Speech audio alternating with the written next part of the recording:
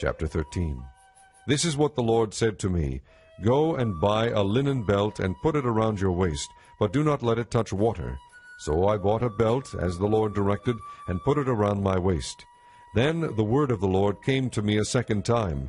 Take the belt you bought and are wearing around your waist, and go now to Perath, and hide it there in a crevice in the rocks. So I went and hid it at Perath, as the Lord told me. Many days later the Lord said to me, Go now to Perath, and get the belt I told you to hide there. So I went to Perath, and dug up the belt, and took it from the place where I had hidden it, but now it was ruined and completely useless. Then the word of the Lord came to me, This is what the Lord says, In the same way I will ruin the pride of Judah and the great pride of Jerusalem. These wicked people who refuse to listen to my words, who follow the stubbornness of their hearts, and go after other gods to serve and worship them, will be like this belt, completely useless.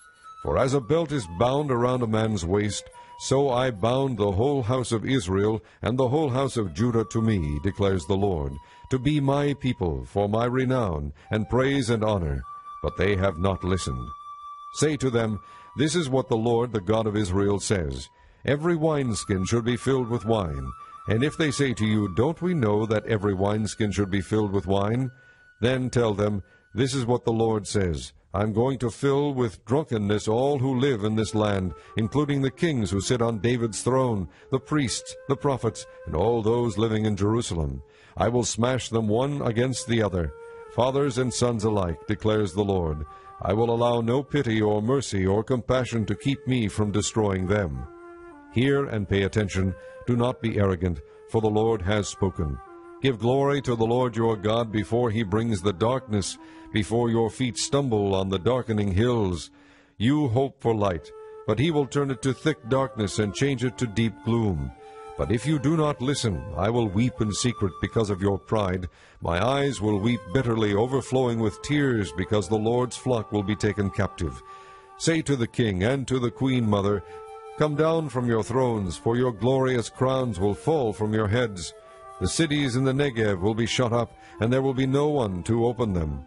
All Judah will be carried into exile, carried completely away. Lift up your eyes and see those who are coming from the north. Where is the flock that was entrusted to you, the sheep of which you boasted? What will you say when the Lord sets over you those you cultivated as your special allies? Will not pain grip you, like that of a woman in labor? And if you ask yourself, Why has this happened to me? It is because of your many sins that your skirts have been torn off and your body mistreated. Can the Ethiopian change his skin, or the leopard its spots? Neither can you do good, who are accustomed to doing evil. I will scatter you like chaff, driven by the desert wind.